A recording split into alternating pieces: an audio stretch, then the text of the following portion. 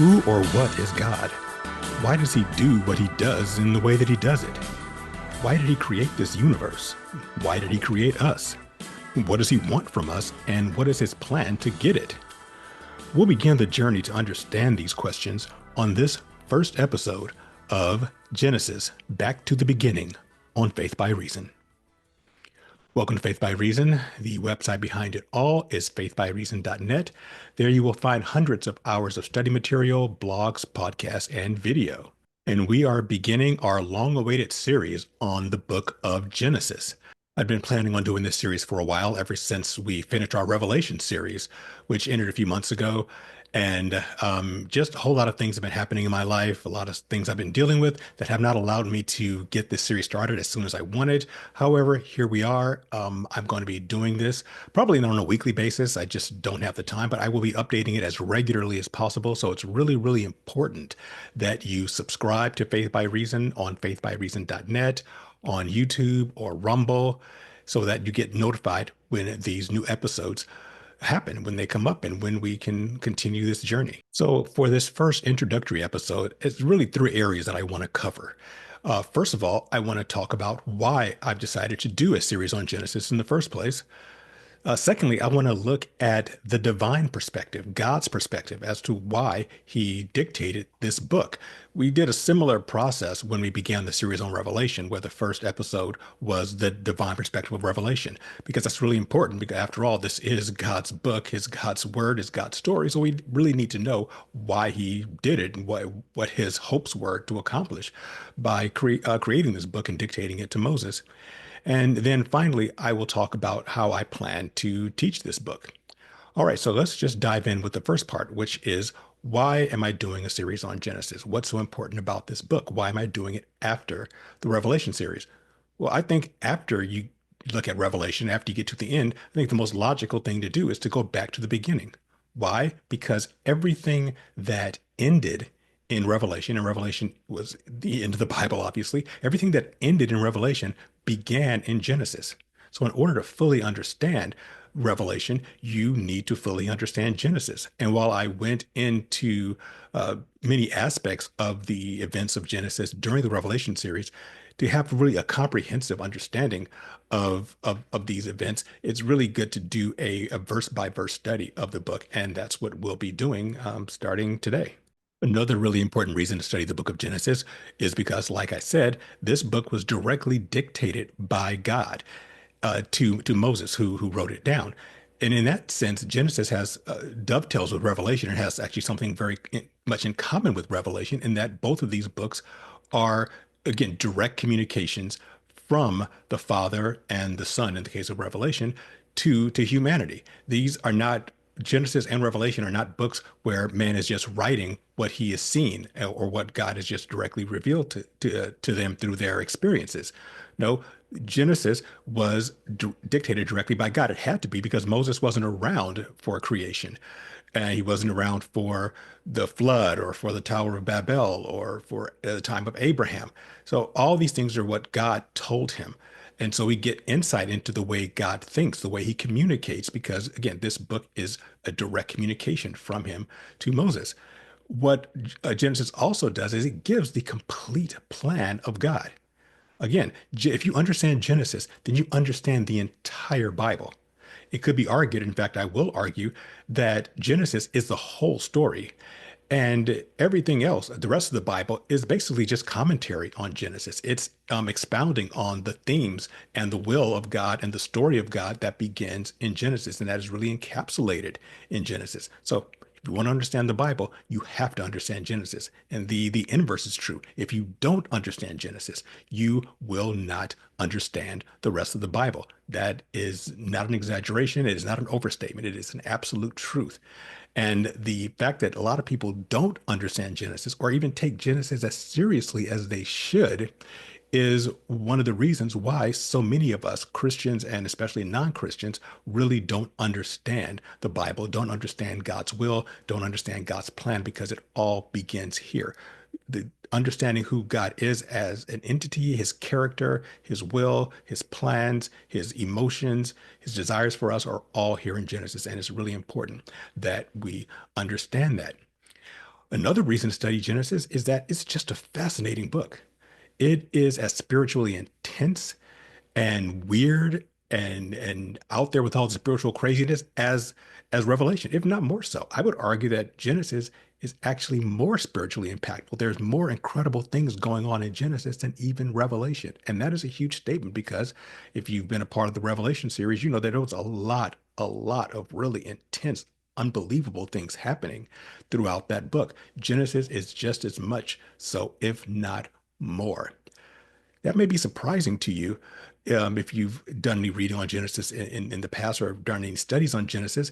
And the reason is because I think that most people don't look at Genesis in the same way as they do other books in the Bible, especially the book of Revelation. And I think one of the reasons is that even though Revelation is very spiritual and it has, a lot of incredible events transpiring, it's easier for us to take the book of Revelation seriously because we kind of know internally that these things need to come to pass.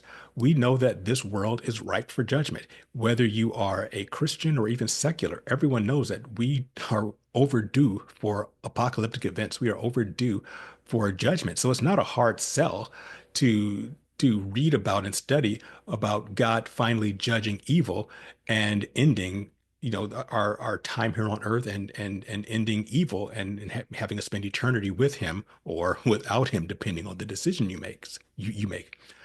Genesis, on the other hand, is not taken quite as seriously. And a lot of it is due to some of the imagery that we see in our Sunday school books when we were kids. If you went to Sunday school when you were a kid, or even if you didn't, you've seen artwork, you've seen depictions of what's going on in the book of Genesis, and it's not, anywhere near as serious, as impactful, as realistic even as the book of Revelation, because again, we know we're due for these judgments. What do you see when you look at the imagery of Genesis in whatever art form or medium you're familiar with? Well, you'll see the creation. You'll see, animals and trees and mountains in this beautiful, idyllic paradise. You'll see Adam and Eve, kind of naked with their naughty bits strategically covered. You'll see this talking snake wrapped around a tree, handing Eve an apple. You'll see a depiction of the Ark of Noah with animals marching in two by two, and then that big old wooden ark floating on the tossing seas during the flood. You'll see the Tower of Babel, this circular-ish tower that's going into the heavens because that's what they were doing. They were building a tower to reach to the heavens because they thought God lived in the sky. And you'll see Abraham and his adventures with his son Isaac and Isaac's son Jacob, and Jacob being the rascal that he was, and all of his adventures with his kids who became the 12 tribes of Israel, and then ending up with Joseph and his coat of many colors and his sojourn into Egypt. All really nice images depicted, and those things happen to certain degrees in Genesis. However, we don't take it seriously because we see it as mythology. And it is mythology. But understand the definition of mythology. Mythology is just a deep backstory. It's not a myth in the sense that we think of a myth as something that's not real, something that is just made up. No, Genesis is not made up, but it is a mythology in that it gives you the deep backstory of our history, of the history of the world, of the beginning of God's creation. However, if we're honest with ourselves as Christians, we're a little bit embarrassed by Genesis because, it's tough to take it seriously. And if you're a secularist, you don't take it seriously at all.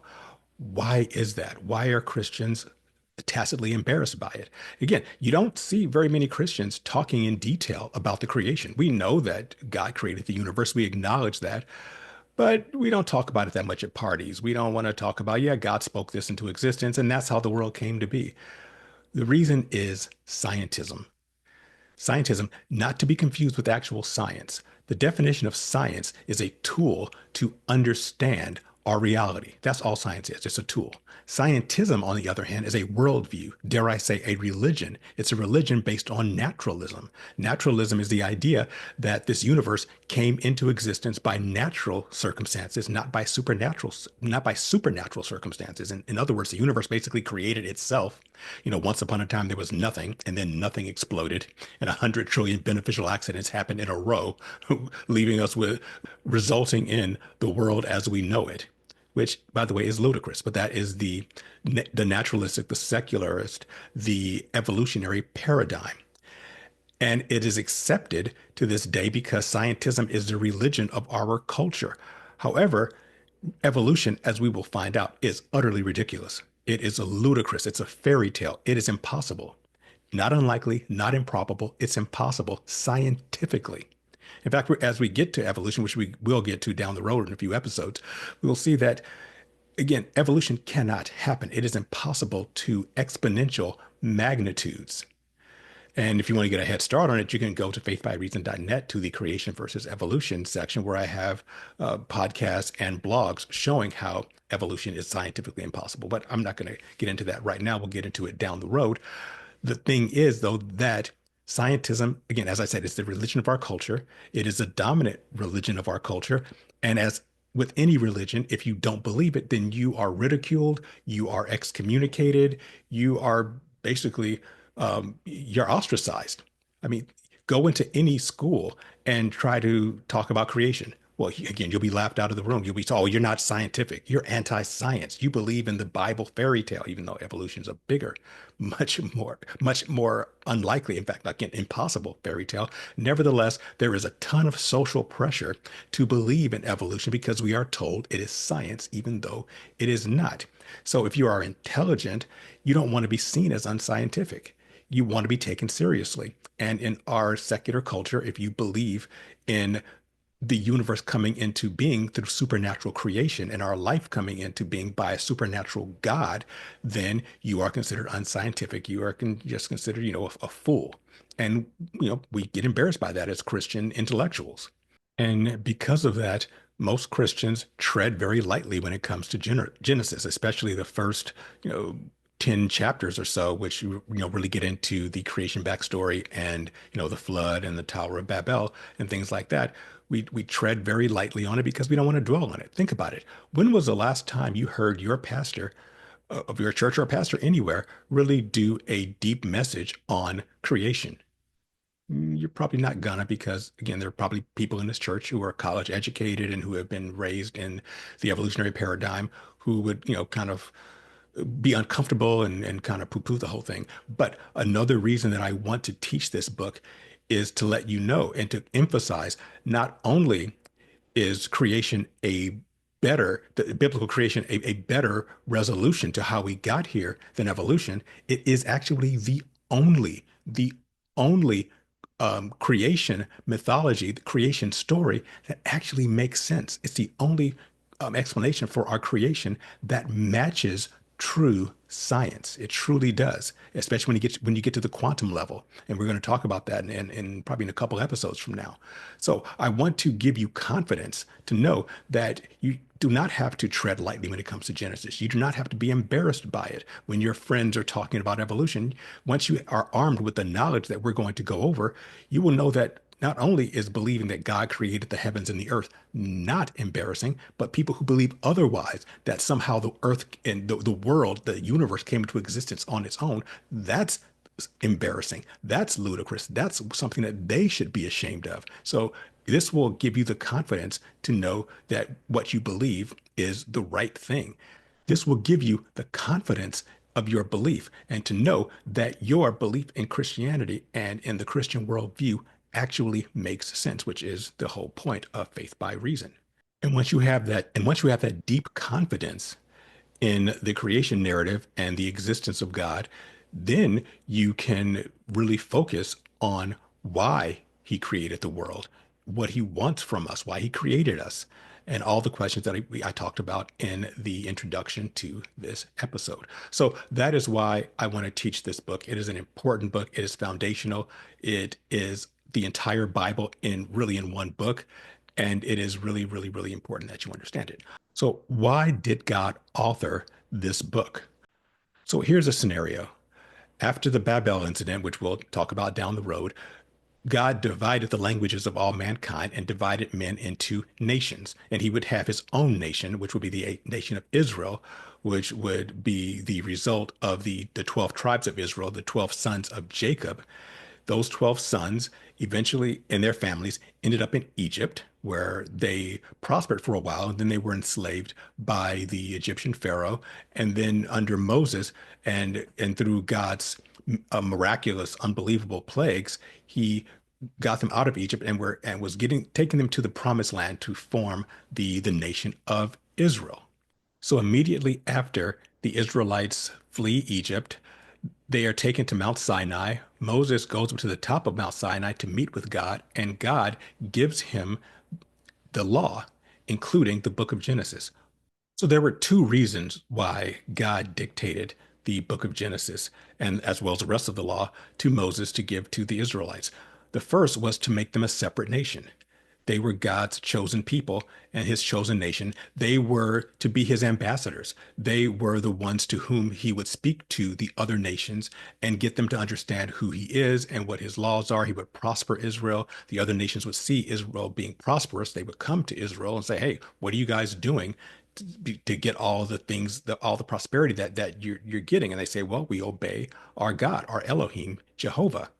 And they say, "Well, we want prosperity, so we'll do what you do, and we'll be like you, and we'll accept God's law." That was the way things were supposed to go. Of course, Israel didn't do a great job of being ambassadors. Nevertheless, the purpose was to separate Israel from the other nations. How does Genesis do that? How does the creation narrative do that?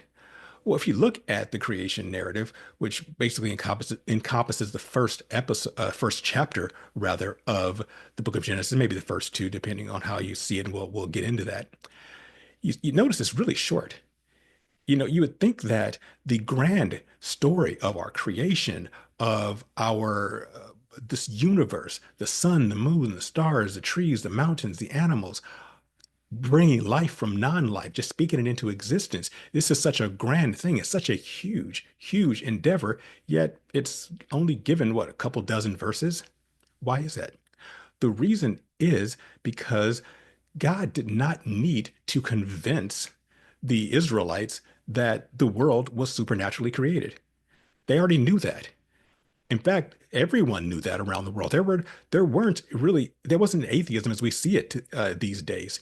In fact, atheism is a relatively new phenomenon. It's only maybe 500 years old as a major movement. That doesn't mean that weren't people in the past before that who didn't believe in God, but it was never a movement until fairly recently. And it wasn't really a religion, which is basically what it is, until, maybe 60, 70 years ago, around the 1960s is when it really just became this huge, huge movement. So God did not need to explain to the Israelites what creation was. He didn't have to convince them that the world came into existence supernaturally. They believed that. But here's what they didn't know. They didn't know God. They didn't know the God of their fathers. They didn't even know his name. They didn't know his name was Jehovah or Yahweh, Yahuwah. And by the way, I want to get this out of the way really quickly. I refer to the God of the Bible as Jehovah. That is the German transliteration of YHWH, Uve Vavhe, which are the four letters of God's name. And some call him Yah, some call him Yahuwah, some call him Yahweh. I use Jehovah for one reason and one reason only. It's just easier for me to pronounce. So I don't have any agenda. I'm not saying that Jehovah is a better way of saying the name of God, better than Yah or Yahuwah or Yahweh or anything like that. I just use it because it's easier for me to pronounce. That's it. No agenda. But I want to make that clear because some people will get upset with that and they think, well, you calling him Jehovah. Are you a Jehovah's Witness? No. I think if you've read or heard anything that I've said about Jehovah's Witnesses, you know that I am not a big fan of that particular cult. So call him Jehovah because it's just easier for me to pronounce. But they didn't know his name. They didn't know him. They were exposed to other creation myths, other creation mythology. They were probably very familiar with the Egyptian creation mythology, with people like Osiris and Isis and Nut and Thoth and Seth and all those various and sundry Egyptian gods who said they created the universe from within the universe. They were probably also exposed since Egypt at the time was a big world empire. There was a lot of people coming through Egypt to trade, other cultures, Sumerians, Phoenicians, whoever else, tribes from Africa coming through.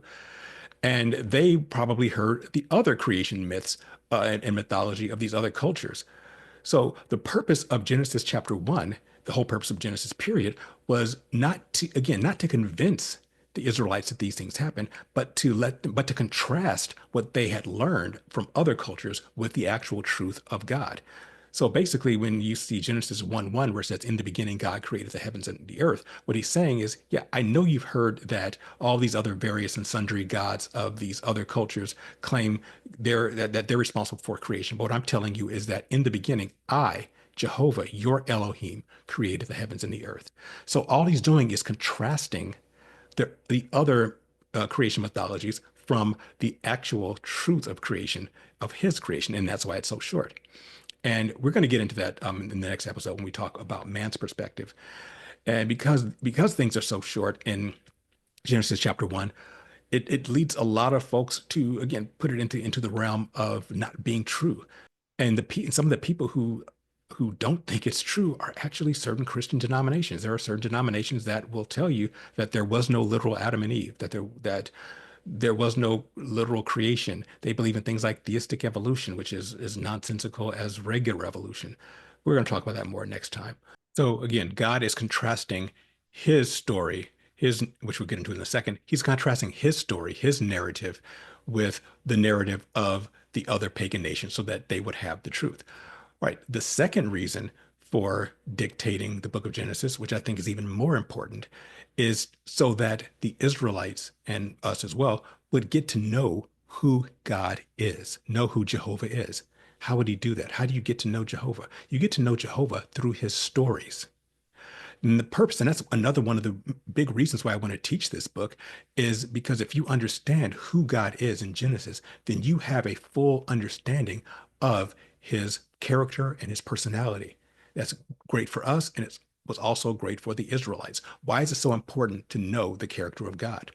Because if you know who God is, then you will not be fooled by anyone who presents God in a way that contrasts or conflicts or contradicts what you know about him. That is, again, vitally important so that you don't, that's so that you aren't fooled, so that you have good discernment, so that you don't fall for all the false teachings and bad doctrine that's out there. And there is a ton of it out there. But if you really know who God is, then you won't be fooled by these false doctrines and by these poor misrepresentations of him.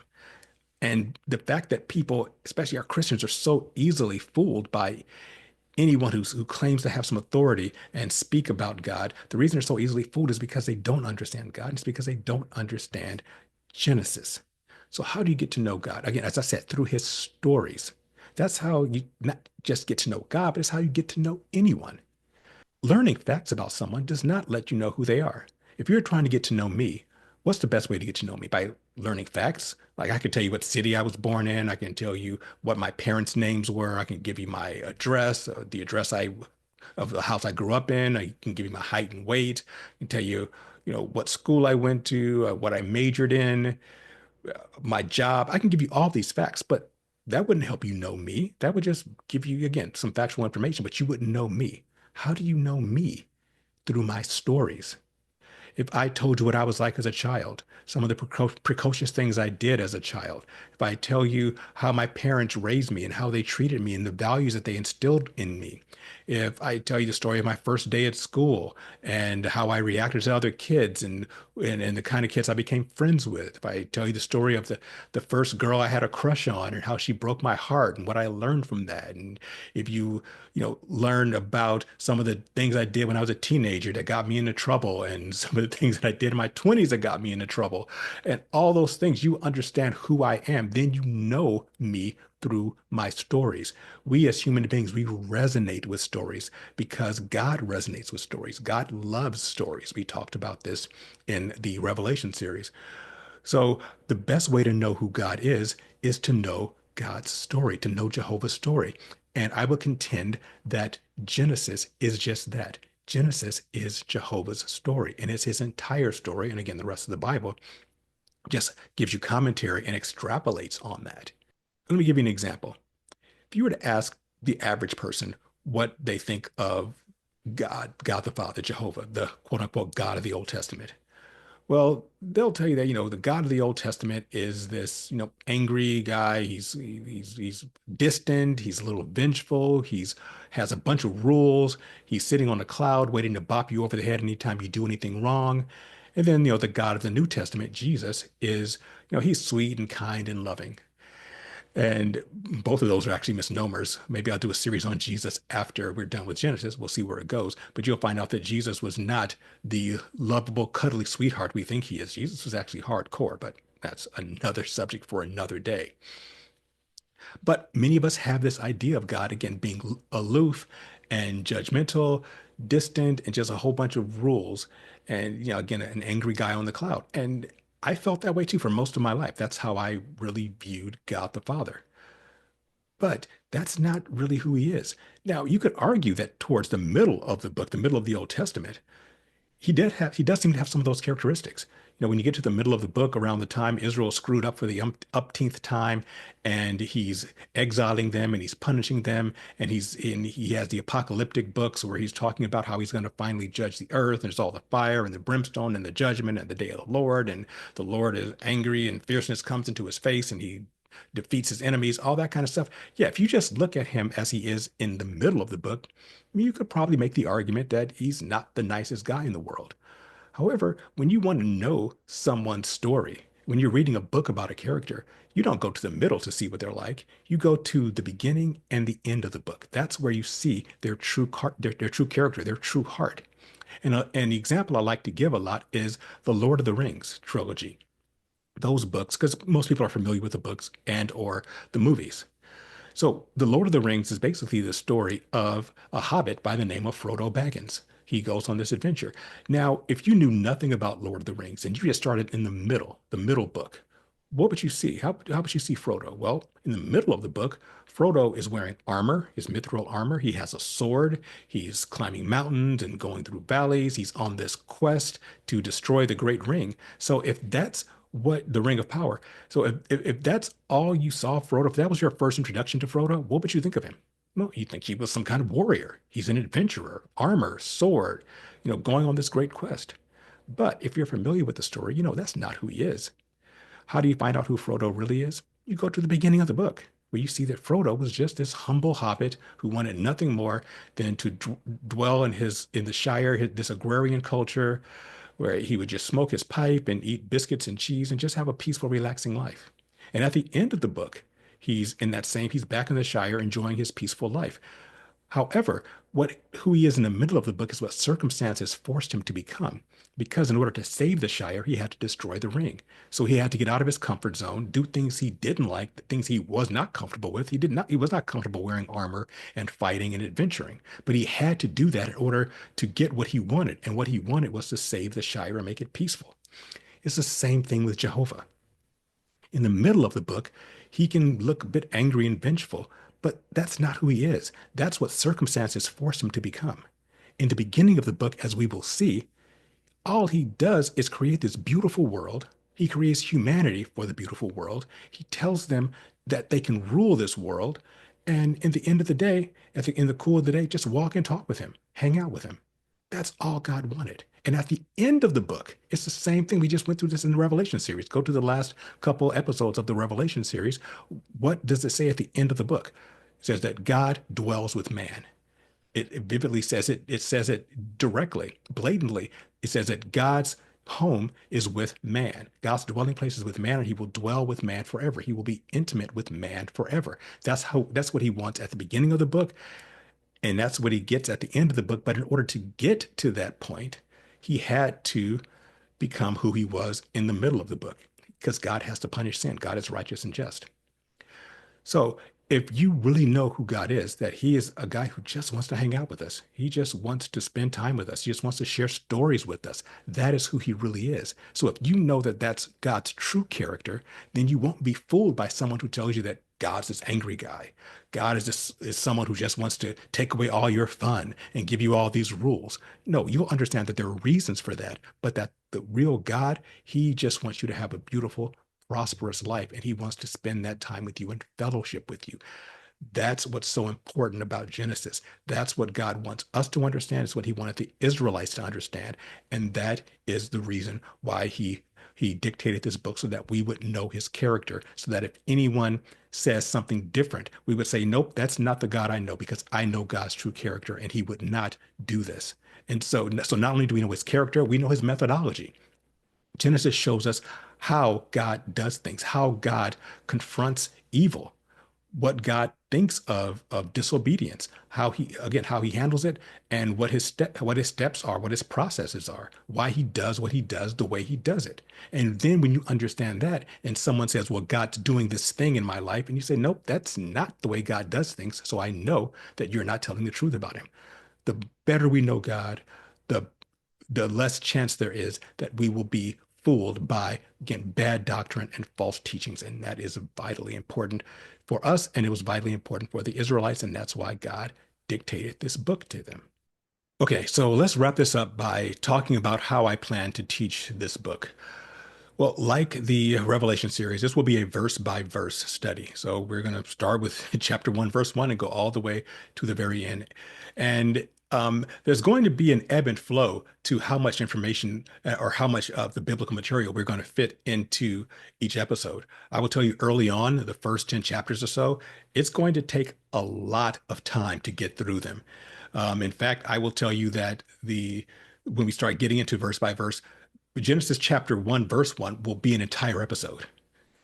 And then probably the next few verses will also be an entire episode. Actually, it might be it might be like two episodes on just the first couple of verses, because it's very, very dense information because of the poetic nature of the book. And again, that's something that I'm going to talk about quite a bit, because God speaks poetically. It's part of His character, part of His nature, the way He communicates. And poetry is when you pack a lot of information into a few words. So we're going to have to unpack a lot of that information, because even though the Israelites had a really good grasp on creation mythology, most of us modern Christians, we don't. So I'm going to have to go really, really deep to help you understand those things. So again, the first several episodes will probably just be on chapter 1, and then a few episodes on chapters 2 and 3.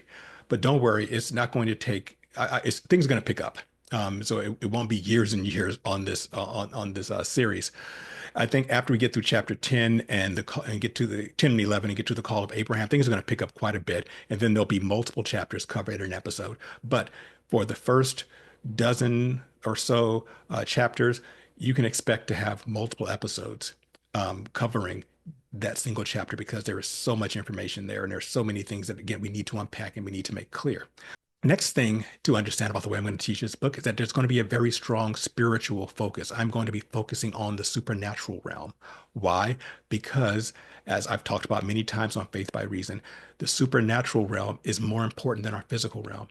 If you do not have the supernatural point of view, then you are missing conservatively 80% of what the Bible is all about. And now we know why most of us, most Christians, most Christian pastors and teachers don't have a true grasp of what the Bible's all about, because most of us really focus on the physical. We think the Bible's about us. It's not about us. This is Jehovah's story. It is not your story. You are not the hero of this book. This is God's story. You are a player in the story, but you are not the story. It is not about you. It is not about the physical stuff. It is really about the supernatural realm. And we're going to focus very heavily on the supernatural realm. And that is going to bring tremendous illumination and resolution to a lot of the confusing things that people often run into in Genesis. For example, the so-called talking snake. It's not a talking snake. We talked about that before on Faith by Reason. The serpent, or the Nachash, is a shining luminescent being. It is an angel, an Elohim. Now, the word Nachash can mean serpent or snake if it's used as a noun, but it's not used as a noun in Genesis chapter 3. It's used as a proper title, and as a proper title, Nahash means the shining one. So it should say, instead of saying the serpent was the wisest creature in the forest, what it should say is that the shining one was wiser than any other being of creation. God is contrasting this shining one, this Elohim, against anything else he created. That's what it really is. So when you understand that, now you don't have to worry about trying to defend the idea that Eve was fooled into eating an apple by a snake with a really good vocabulary. Again, that is the great thing about looking at this in a spiritual realm. It's going to make things make much more sense. In addition to that, in addition to Genesis, we will also be, as part of this narrative, diving into a couple of other books. We'll be diving into a portion of the book of Enoch, especially when we get to Genesis chapter 6, which is the Nephilim incident, which is a huge, huge, huge story. And if you understand what's really going on in Genesis 6, you will not only will you understand the true battle between good and evil that is extrapolated through the rest of the Bible, you will also understand the battle of good and evil that is going on right now, because those fallen angels coming down and having intercourse with women and spawning the Nephilim, it resonates to this day, and it will help you understand what the goals of the evil men who worship to this day those fallen angels, those fallen Elohim, and why they do some things that seem counterintuitive. But once you understand that, you'll get it all. But if you just think that, if you keep that not naturalistic, but if you keep that physical focus worldview of Genesis, and you think that the sons of God in Genesis chapter 6 are the sons of Seth, and who had sex with the daughters of Cain, which is unfortunately the Orthodox view, and they had children, and those children just became really bad human beings. That's why God flooded the earth. Well, you won't understand what's really going on. And it also makes God a genocidal maniac, which we know he is not. But if you understand that the sons of God, the Benai Elohim, are angels, and that they had intercourse with women and produced these very strange beings called Nephilim, then you will truly get why the flood had to happen, and the impact that the Nephilim would have throughout history, and again to this very day. So, and the book of Enoch gives us a really good deep dive into that. And another book that we will be covering during this series is the book of Job, mostly because Job's life kind of intersects with the time of the patriarchs. So Job was around the time of Abraham, give or take a few years. And the book of Job is an amazing commentary on Genesis. Again, the entire story of the Bible, of God's plan, is also in Job. It's mostly in those middle chapters that we kind of ignore. When we look at the book of Job, we look at this so-called wager between God and Satan, or actually God and Hasatan, the Satan. We'll talk about him in a moment. And then, then to the very end, when God finally speaks to Job in chapter 40, and then Job has this resolution. But those many chapters in the middle where Job is having this verbal sparring match with his so-called friends is extremely fascinating. We're going to get into that, and it's going to be very eye-opening. And one of the most eye-opening things, I'll give you a little nugget to take with you, is that I will show you the reason why I believe, and I think I can prove, that the Satan, or the Hasatan, that gets into this so-called wager with God in the beginning of Job is not the entity we call the devil and Satan. He's not the one that we consider, again, the serpent or the Nakash from the Garden of Eden. He's not the great dragon. He's not the big enemy of the Bible. The Satan in Job, again, is not that guy. He's a different angel. In fact, I will show you that the Satan in Job is not even evil. Yeah, I know you don't believe it now, but you will. So let's wrap it up by talking about the next episode. So this was a divine perspective. This was why God dictated this book, what the purpose of the book of Genesis is. In the next episode, we're going to talk about man's perspective, how man sees this book. And again, more about why he's embarrassed about it, why all the issues that human beings have with the creation narrative. So we'll get into that. And after this next episode, then we'll start diving into the verse by verse study. All right. So once again, thank you for listening and watching. I appreciate it. Please subscribe once again on faithbyreason.net, on YouTube, on Rumble, wherever else you're finding it. And I will talk to you next time when we look at man's perspective of the book of Genesis.